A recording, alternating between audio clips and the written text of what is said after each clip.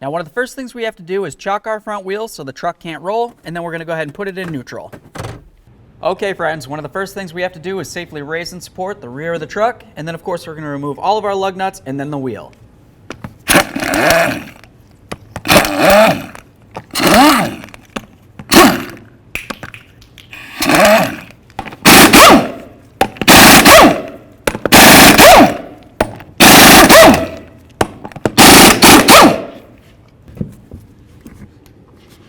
To do is go ahead and remove our caliper to caliper slider bolts. There's going to be 2 of them. We need to get them both out of there.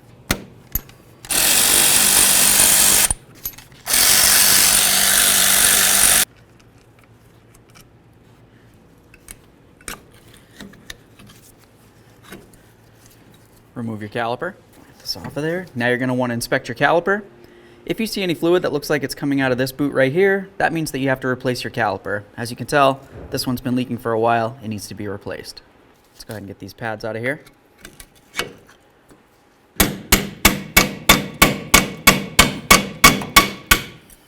Well,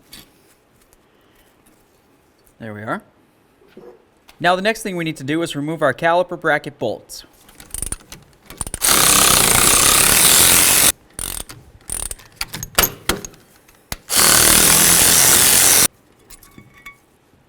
Now the next thing we're going to do is take one of our lug nuts and start it onto one of the lug studs. After you've done that, let's continue on by removing the rotor.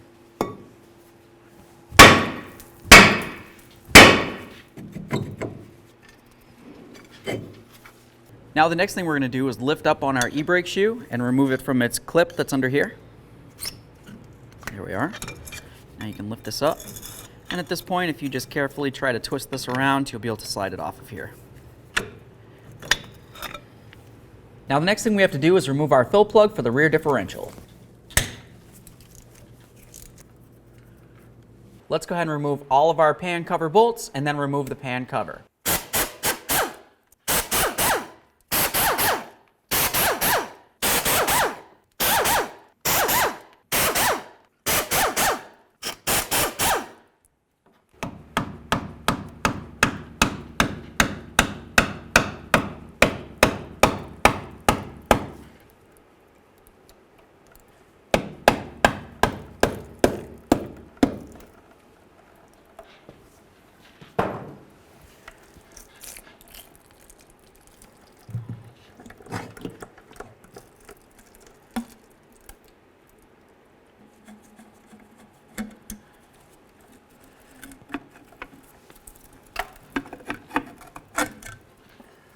So now we're just going to turn our drive shaft so we can see this right here and this bolt right there. You want it essentially so this shaft right here will be able to slide out and down at an angle, and we'll have complete access to this bolt. Go ahead and loosen that up. Now we're just going to carefully pull this out, and you want to make sure that this piece right here doesn't fall out and hit the ground. Now what I'm going to do is I'm going to reach up along the top of this carefully, and I'm going to push down on the upper end of this pin and pull it out to my hand.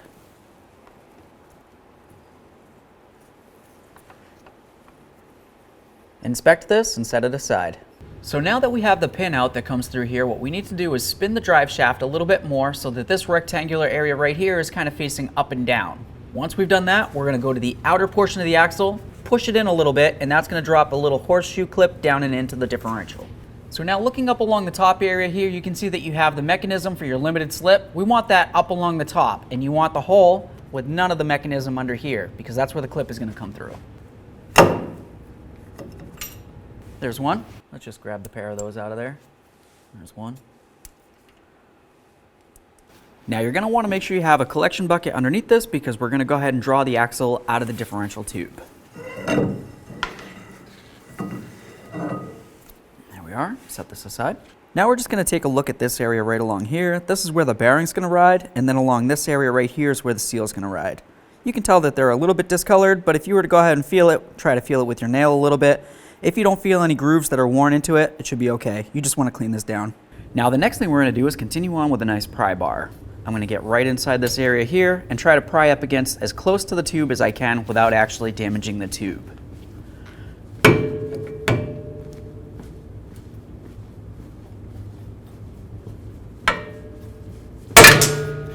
There it is, friends. Now it's going to be time to install our brand new seal. A couple things that we want to pay attention to is on the inner area here where the rubber is, you're going to find that there's a little metal spring. I like to use a little bit of petroleum jelly, that way there the spring doesn't fall out. Now that we have the petroleum jelly in there, we're going to continue on to this outer area here. That's going to be the area that hits up against the differential tube, so we want to make sure that that's nice and sealed. I'm going to continue on using some gasket maker. Let's put a little bit on there, and then of course we'll just spread it along the entire outside. Okay, now that we have the seal coated with that gasket maker, let's continue on by sliding it into where it needs to go. Now I'm going to use this nice and flat with my driver, and I'm going to go ahead and press it in until it hits up against the differential. Once again, we're listening for an audible noise difference. Let's go ahead and wipe down the excess. Just make sure that it's sitting the way that it needs to. Okay, so the next thing we need to do is continue on with some of our 80-90 gear oil. We're going to go ahead and put it right along this bearing area here, and then of course we'll spin the bearings around just to make sure everything's nice and lightly coated.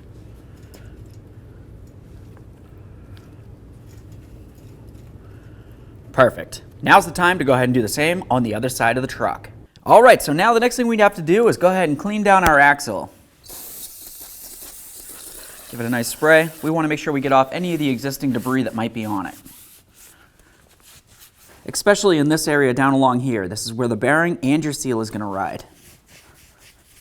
Okay, so now that this is nice and clean, go ahead and try to take your finger and just feel if you feel any grooves. If you feel any grooves, you need to make sure you sand it down. This feels good. Now it's going to be time to go ahead and get our axle in here. Let's carefully just bring it in. We want to be very careful not to damage our brand new seal. Once you feel as though it stops, it's because it's hitting up against the gear inside. Go ahead and gently move it around a little bit. You should feel it want to slide in. There we are. Let's do the same to the other side of the truck. Okay, so now looking inside of our differential, if I was to grab onto one of my axles and move it in and out, you can see where the little slot is that our retainer needs to go. This is the retainer. You want to inspect it, make sure it's still in good condition. We're going to continue on by lining up the axle. So now you can see where the slot is. I'll take my clip. I'm going to slide it right in just like that. And then we're going to grab our axle and pull it away from the differential. That locks it in. Let's do the same to the other one. Now let's go ahead and clean off our pin. You have the area that has the hole through it. That's going to line up with the area where the bolt's going to go through. I'm just going to take this, put it so the bolt hole is going side to side, and then I'm going to carefully slide it up and in. If it doesn't seem like it wants to line up very well, you can just try to twist your axles from one side or the other. Don't go very far. We just want to essentially see if we can get this to want to set in. Okay, now it's going to be time to put in our retaining bolt here. And then of course we'll snug it up. Just going to use a little squirt of blue thread locker on the threads. Okay, so that's bottomed out. Let's give it a little extra. You definitely want to make sure that this is tight, and you definitely want to make sure that there's some blue thread locker. Okay, now the next thing I'm going to do is take one of my nice clean rags, and I'm going to go ahead and cover this gear right here. After that, let's continue on with our scraper, and we're going to get rid of any of the debris that's located on the differential itself.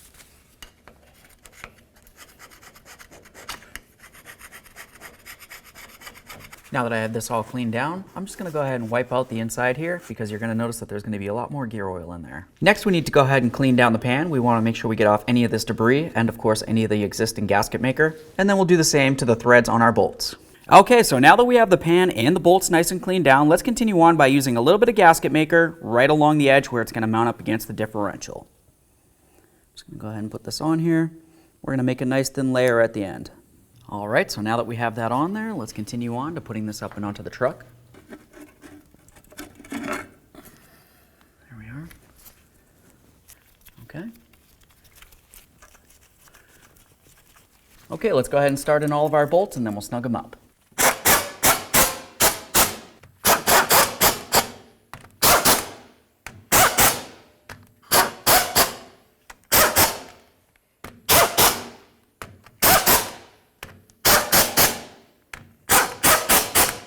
Now let's just double check them, make sure they're nice and snug. Now back out with the brakes. What we're going to continue on by doing is adding a little bit of grease inside of each of these ports. Now let's continue on to cleaning these up as well. Okay, so now that we have these cleaned up, let's just continue on with a tiny bit of grease on this threaded area here. We'll go ahead and screw that right in.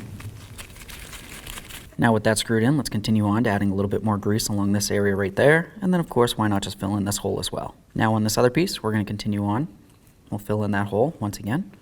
And then we'll, of course, get along the outside area.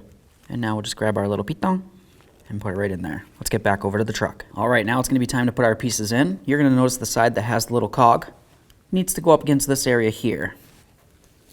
Slide it right in there. After that, let's continue on with this one. We'll slide it in. We've got our little piton. That's gonna fit onto the little arm that's on the inside. There we are. So now let's just go ahead and squeeze on these two little pins, and then we're gonna come back here to the e-brake lever and just try to pull on that. Essentially, we wanna make sure that these move. If they don't, then that means that this lever right here isn't pushed in far enough and it's not activating these. Now we're just gonna use a little bit of brake caliper grease. I'm gonna go right along the raised areas on the backing plate. You're gonna find one here, and you'll find one over on the same area on the other side. And of course, we'll just come right up and in between this area here as well. Now it's gonna be time to put on our e-brake shoe. Let's go ahead and carefully put it over this. Now when we put this on, we want the two ears on the e-brake shoe to fit into the ears that are on the e-brake adjuster / actuator. Just gonna go ahead and line it up with both of those. And then of course we have to put it up along the top and make sure it slides inside this area here in between the backing plate and the clip itself. All right, so we definitely have it inside the clip here. You wanna make sure of that so this can't move around. And you also wanna make sure that it's sitting into the grooves along here. If it isn't, like this one right here, just go ahead and spin it until it is. Now we need to take a look right down here to the emergency brake adjuster. This is something that we're gonna have to adjust to make sure that the e-brake shoe is close enough to the rotor without actually necessarily touching it. And give it a nice little turn like this. Now at this point, we're just gonna listen for a little bit of friction. I don't really hear anything, so that means that my shoes need to be adjusted out a little bit. So for the driver's side, I'm just gonna go ahead and grab onto this, and I'm gonna turn it clockwise. That's gonna end up pushing out the shoe a little bit, so let's go ahead and grab the rotor and try again. Now at this point, I can hear a tiny bit of drag, but I definitely don't feel any resistance on the rotor. If you hear drag and you have resistance, then that means that you're a little bit too tight. Now back over at the truck, let's continue by putting on our caliper bracket with our caliper bracket bolts. I always like to use a little bit of red thread locker on these. We'll go ahead and snug them up, and then we'll torque them to 52 foot-pounds.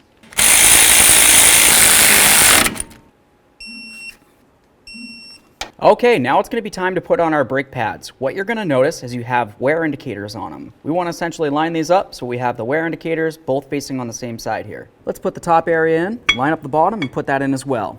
You should feel these be able to flow nicely. Do the same for the outer pad. That feels good. Now let's take our caliper, slide it right over those pads, push in on the sliders so we can slide the caliper over it, and then of course we'll put on our slider bolts with a little bit of red thread locker. Okay, now let's go ahead and snug them up and torque them to 23 foot-pounds. I'm going to hold the slider so it doesn't spin and snug it up.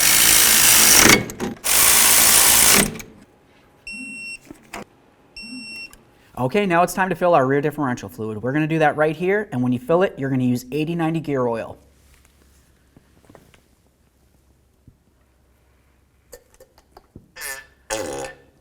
So now I'm on my second pint of this, and something that I want to mention real quick is we want to continue filling until we have a very slight trickle coming out of the differential. That's when we know it's full. Okay, so now that we have a little bit of fluid coming out the top here, we know that this is full, so let's put in our fill plug. Now it's going to be time to put in our fill plug. We'll start that in, we'll snug it up. Okay, right there it bottomed out, just a teeny bit more. Now if you look at the threaded area, you can tell that this plug only went in approximately halfway. You don't necessarily need to keep going in until it's completely flush with the differential. Let's go ahead and get the wheel up on here, hopefully. Start on all of our lug nuts, we'll snug them up, and then we'll get it on the ground and torque them to 100 foot-pounds.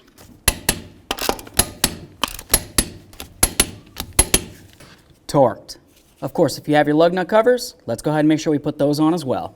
There we are. Now all you have left to do is go ahead and pump up the brake pedal, check your master cylinder for your brake fluid, and of course, take it for a road test.